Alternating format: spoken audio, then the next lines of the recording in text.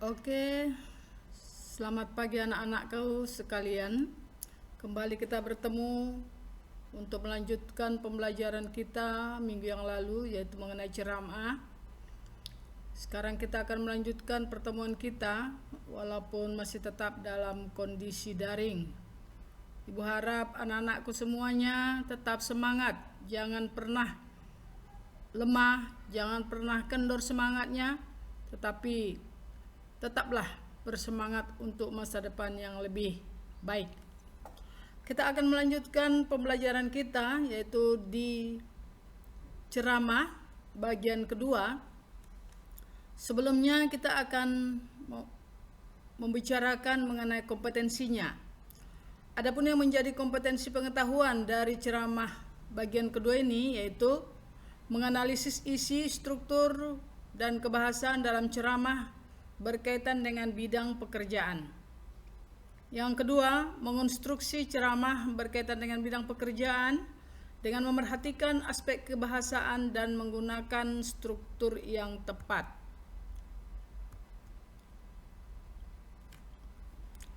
Tujuan pembelajaran.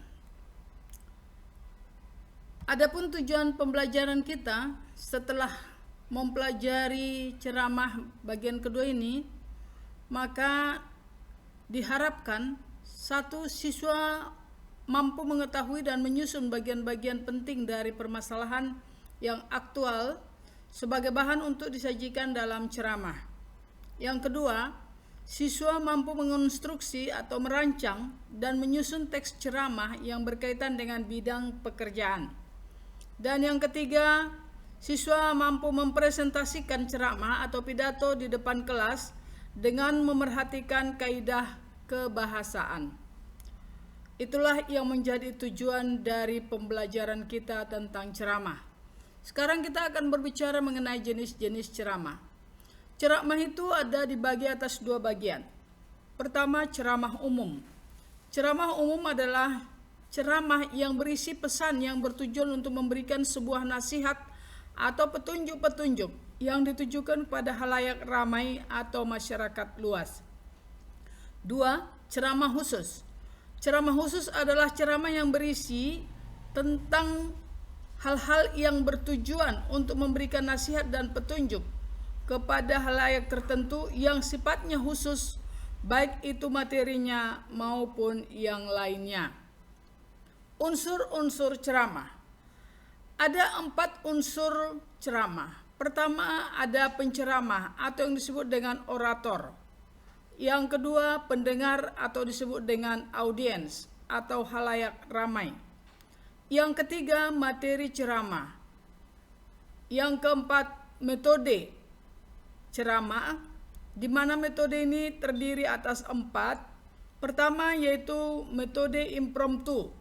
Metode impromptu ini adalah metode penyampaian ceramah tanpa adanya persiapan terlebih dahulu. Metode impromptu disebut juga dengan metode serta-merta atau tanpa persiapan. Yang kedua, metode menghafal. Metode menghafal ini yaitu dengan cara menghafalkan seluruh teks yang mau disampaikan pada saat ceramah. Jadi dengan metode menghafal ini pastinya hubungan atau interaksi antara pembicara atau penceramah dengan audiens atau pendengar itu kurang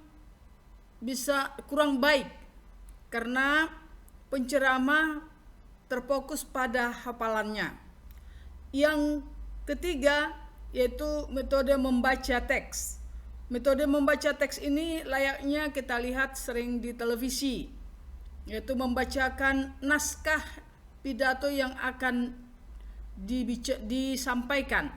Jadi sebelumnya teksnya itu sudah dipersiapkan secara matang, kemudian pada saat berpidato tinggal hanya membacakan.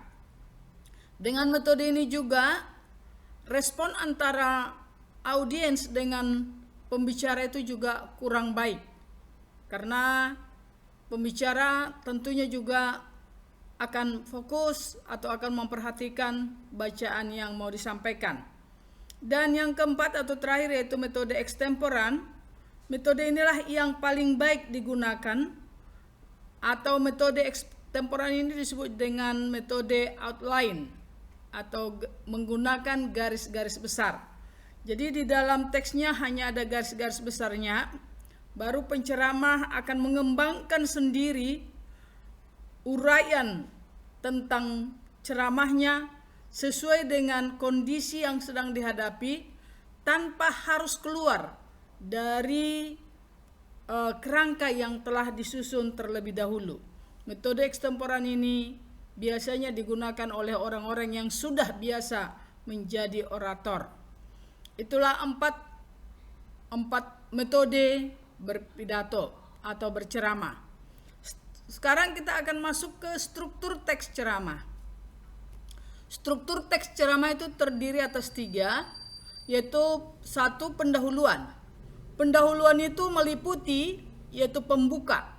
Di dalam pembuka ini ada salam pembuka atau sapaan kepada penonton atau pendengar, baru penghormatan atau sapaan hormat kepada orang-orang yang menjadi pendengar atau audiens.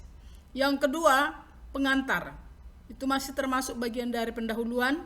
Itu bagian yang berisi paragraf pengantar yang mengarah pada topik. Jadi di bagian pengantar inilah dijelaskan gambaran singkat tentang topik yang akan dibahas secara lengkap. Yang kedua, isi ceramah.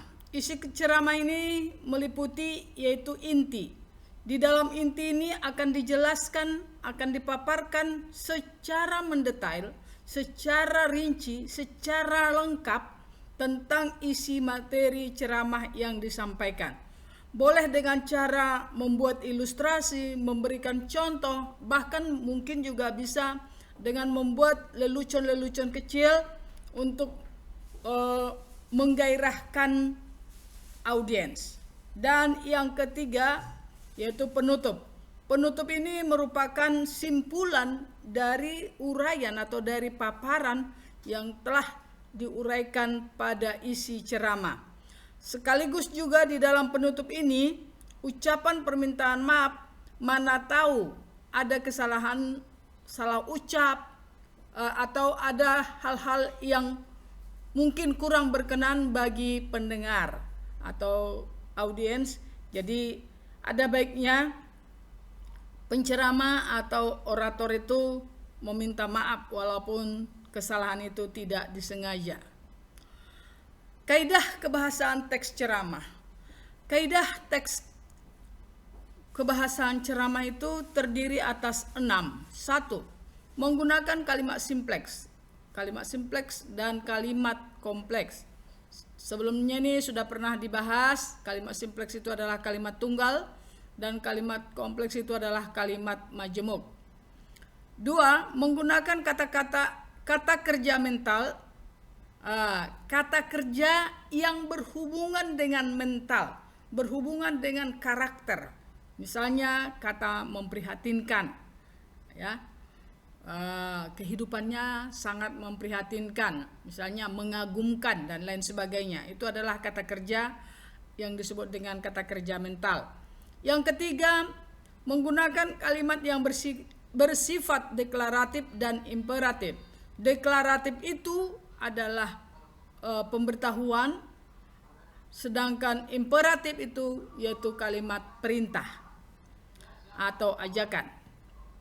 Yang keempat, menggunakan kata-kata yang menunjukkan hubungan argumentasi, yaitu sebab akibat satu dengan yang lainnya. Artinya, di dalam teks ceramah itu pastinya ada yang menjadi sebab suatu masalah, dan di dalam isi ceramah itu akan dijelaskan juga akibatnya atau sekaligus menjadi solusinya.